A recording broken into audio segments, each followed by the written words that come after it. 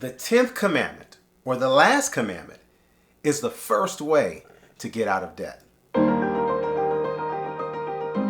Grace and peace, everybody. Welcome to Sabbath School Study Group. My name is Chris Bailey, and this is part 2 of our 5-part series on dealing with debt. Today, we're looking at debt again through the lens of the Bible to recognize that when it comes to dealing with it and how to get out of it, it's really no different in the eyes of a believer than it is in him dealing with our sin, in dealing with our mistakes. We have been saved. We have been rescued, which presupposes then that we are brands or fire sticks plucked out of the fire. We've been rescued from the sea of sin, and now we sit in the boat of grace. That's his work.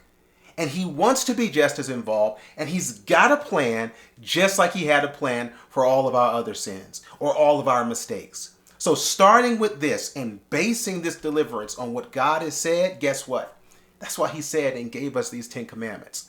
The 10 principles that would lead to not just a happy life, but a holy life. And in that journey, he gave us the 10th commandment, which is the commandment that we should not covet.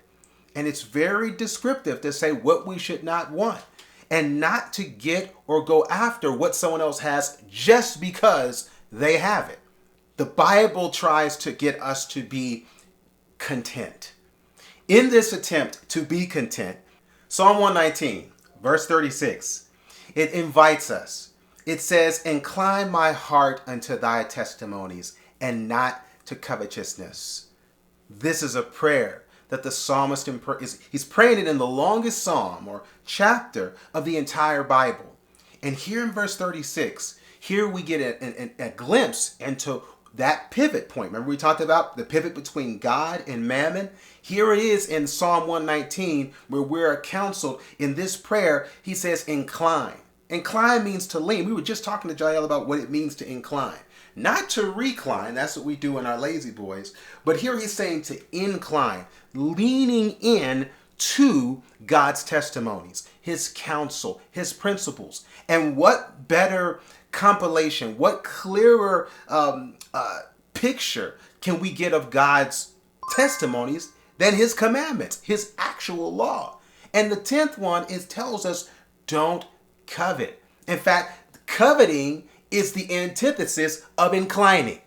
So to get out of debt, we've got to ask him to change our heart, to convert our desires to something that is self-focused, to something that is God-focused, not pleasing me, but pleasing him. And let's look at another principle. That's in 1 John chapter 2, verse 15. Love not the world, neither the things that are in the world. If any man love the world, the love of the Father is not in him.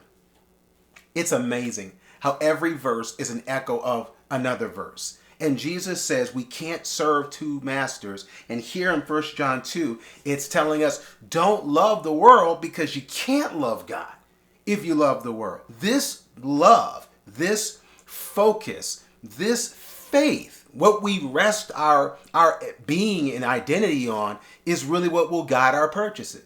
I'm in this world, but not of this world. I have stuff of this world, but I don't love it. Those are two different 4-letter words, L-O-V-E and H-A-V-E. We can have, but don't love. There are people in the Bible that they had things of this world, but what they had never preceded their love for God. Everything was in order. Everything was in its right place. And one of the things that happens in the journey to get out of debt is that there's a realignment of priorities. And rather now I have things rather than things having me. And the way that I can separate the wheat from the tare in that situation is love. I love God, but I have things. And if my love for him is supreme, that will guide every purchase, but it also guides everything I give. It even guides everything that I give away. It even guides what I stay away from because I love him. It keeps covetousness in check, and it allows me now to have a genuine walk with him that's reflected in everything that I do, especially even what I do and don't do with my money. So when you get to Hebrews chapter 13, it's no surprise that it would say, let your conversation be without covetousness, and be content with such things as ye have. For he hath said, I will never leave thee nor forsake thee. Before we see things go into their place, and what I literally mean is when we see ourselves getting out of debt. In other words, we start to get out of the heel and of the oppression of those whom we owe money to. What keeps us in that path and what makes it a joy is a spirit of contentment. It is our goal, and it's my prayer that through this study we recognize that we have to incline our heart towards God. It takes that reprioritization, putting God first. And then we have to make sure that we are in love with Him and we're falling out of love with what and who is around us. And then thirdly, we recognize that we are moving from credit to contentment. In the journey of going from credit to contentment, it's just that, it's a journey. But if we commit ourselves, because we love the one who is leading us, He's promised to deliver us, and we will grow more financially free as we find ourselves growing more connected, more bound to the God that we love.